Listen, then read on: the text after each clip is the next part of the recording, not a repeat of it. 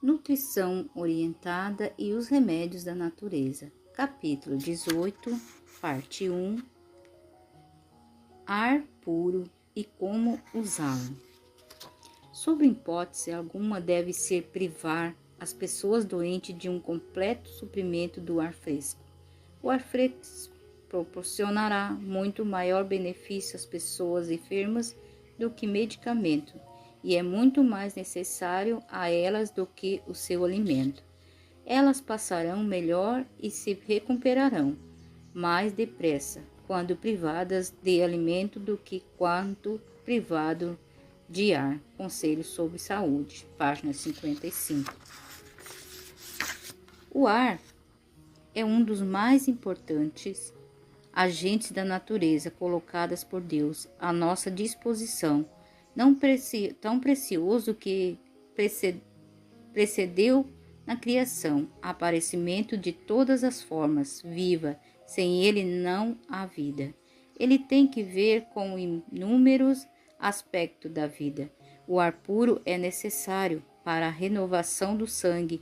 De momento em momento, o sangue chega aos pulmões, carregado de venenos para ser expelido, esperando aí ser abastecido de oxigênio para ser levado até as mais longínquas extremidades do corpo. Sem ele, a morte tem lugar em questão de minutos. Dele necessitamos vários milhares de litros cúbicos todos os dias para arejar todas as células do corpo, em percurso que totalizam perto de 100 mil quilômetros em 24 horas.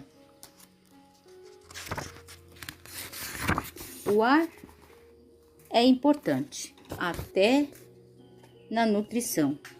Há nutrientes que não seriam aproveitados se não fosse a presença do oxigênio. Os nervos sofrem sobremaneiras na ausência do ar puro. Mais ar, mais saúde, mais disposição e mais alegria. O exercício da respiração não custa dinheiro e toma apenas alguns minutos cada dia fazer algum tipo de exercício de respiração. Não preservemos nenhum procedimento rotineiro, metódico e de tempo fixo. Mas as pessoas que vivem nas grandes cidades têm vida muito agitada e complicada, que bem lhe faria 5 a 10 minutos de respiração forçada de referência cedinho.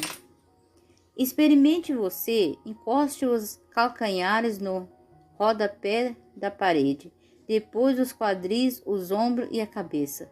Saia da parede assim, ereto.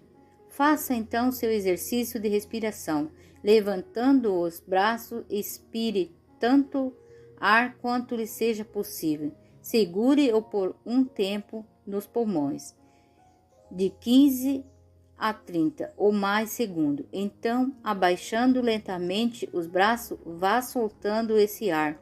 Expire de novo, segundo, solte e assim por diante.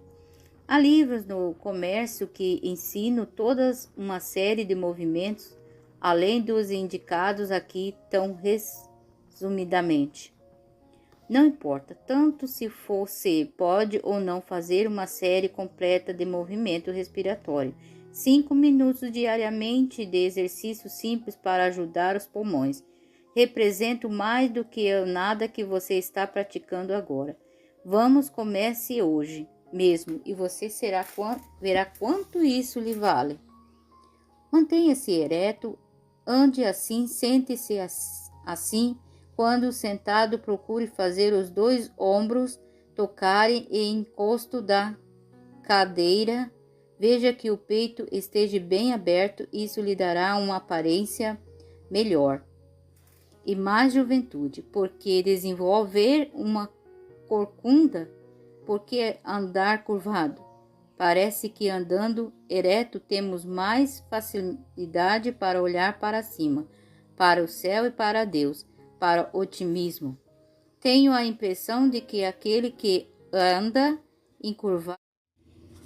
encurvado com muita facilidade e se acostuma a juntar pregos enferrujados, botões, alfinetes velhos e às vezes umas moedinhas de poucos centavos, mas perde as nuvens coloridas, o sol, a lua, as estrelas, o sorriso dos que passam e tantas outras coisas boas. Talvez você tenha ocasionalmente de esperar alguém porque não aproveita os momentos para um moderado exercício de respiração. Se o seu trabalho é sedentário, tome 2 ou 3 minutos no fim de cada hora para respirar profundamente. Isso aliviará a tensão nervosa e lhe facultará mais claros pensamentos para o trabalho mental. Você é o professor. Comece a aula com todos os alunos de pé, respirando profundamente por 1 ou 2 minutos. Insista com os seus alunos para que levem a prática para onde quer que forem. Com isso, você não só estará ajudando a si mesmo, mas espalhando entre centenas um bom hábito.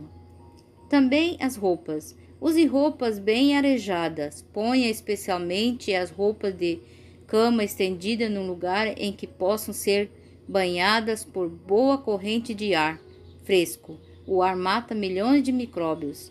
Nossos avós e mães costumavam estender diariamente os lençóis e os cobertores em algum lugar em que apanhasse abundante ar, mesmo quando não havia sol. As camas só eram arrumadas depois que essas peças voltassem de fora.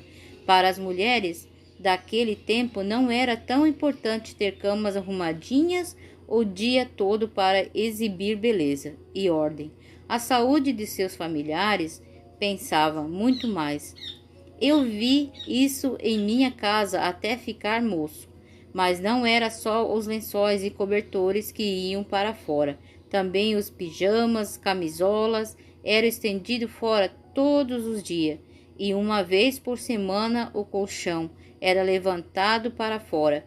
E claro que os colchões de então eram mais leves, feitos de capim, crina, vegetal ou palha de milho, mas era assim que as nossas mães procediam, embora talvez não entendesse nada de micróbios ou dos efeitos do ar para a saúde.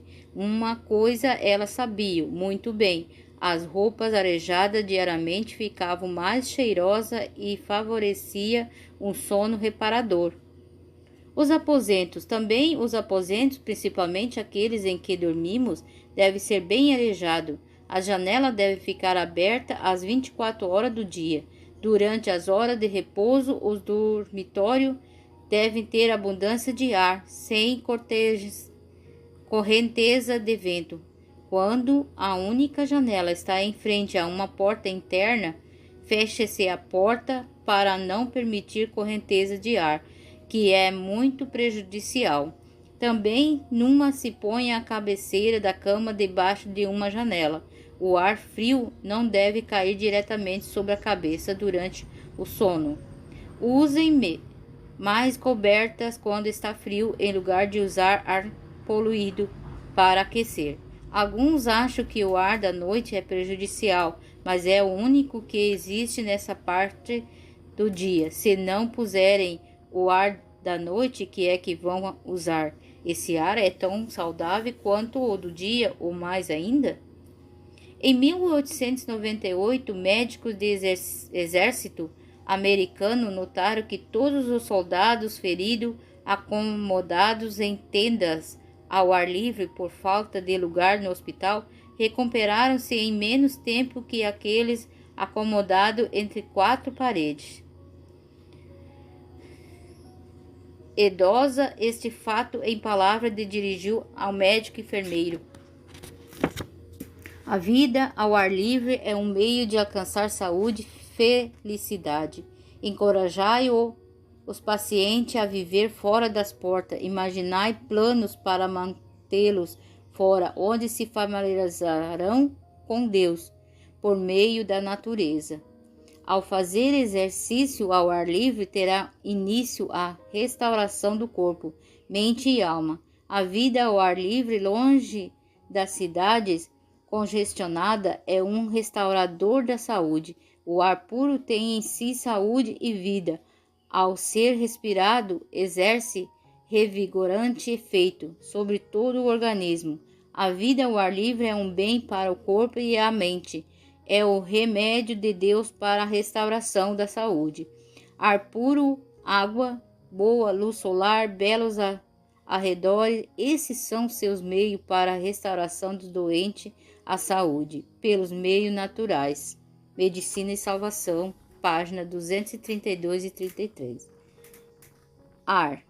Ar, a preciosa dádiva de céu, que todos podem ter, beneficiar vós com a sua revigorante influência, caso lhe não recuseis a penetração. Dá-lhe as boas-vindas, tende-lhe a afeição, e ele se revelará um precioso calmante dos nervos. O ar deve estar em constante circulação para manter-se puro.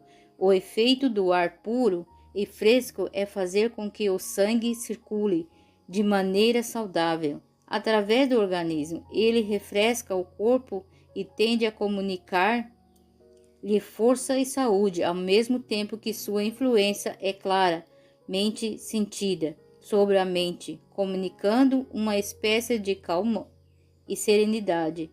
Desperta o apetite, torna mais perfeita a digestão dos alimentos e conduz o sono saudável e tranquilo. Conselhos sobre saúde, página 60. As janelas. Insistimos em que se torne todas as medidas necessárias para que as janelas possam ficar plenamente abertas dia e noite. E claro que na cidade uma janela sem proteção chama os ladrões, em que qualquer parte do mundo, se não houver uma boa tela, os mosquitos não deixam dormir? Mas considerem-se os milhões de pessoas que diariamente se levantam da cama com os olhos inchados, as faces descoloradas, dor de cabeça e sonolentas, mais cansadas do que quando se deitaram à noite. Por quê? Porque passaram a noite toda em dormitório com pouca ou nenhuma ventilação, respirando o ar poluído, expelindo por outros membros da família dentro do mesmo cômodo. Se continuassem deitados mais algumas horas nessas condições, não acordariam provavelmente. Acaso essas pessoas se deram ao trabalho de perguntarem a si mesmo por que é que após sair ao ar livre os olhos desincharam, a palidez desapareceu e passa a dor de cabeça? Entretanto, o que fazer para ter janelas abertas numa cidade em que os ladrões andam à solta? Argumenta-se que seria muito caro proteger a janela de todos os dormitórios. De fato, custa algum dinheiro. Digamos que entre grade de ferro e tela contra os mosquitos seja gasto o quê? O preço de uma consulta médica? Talvez não seja muito mais que isso, porém será uma despesa feita uma só vez para muitos anos. Mas a pessoa que dorme com as janelas fechadas irá muitas vezes ao médico durante esses anos e gastará na farmácia o dinheiro de grades e de ferro. Alguém argumentará que mora em casa alugada e que não pretende deixar nela nenhuma benfeitoria. Pois bem, ainda assim é mais barato fazer a despesa, porque a saúde da família deve ser mais preciosa que qualquer vantagem monetária. E afinal, a diferença ainda é enorme. O produto do serralheiro deixa na parede significantes marcas que se encobrem, ao passo que as marcas da doença talvez nunca mais desapareceria. Banhos de ar. Uma coisa mais preciosa é o banho de ar. Consiste em pessoa de despir o mais completo possível ficar alguns minutos ao ar livre. Este banho pode ser feito no interior de um aposento, contanto que tenha abundante ar fresco, sem correnteza de vento em cada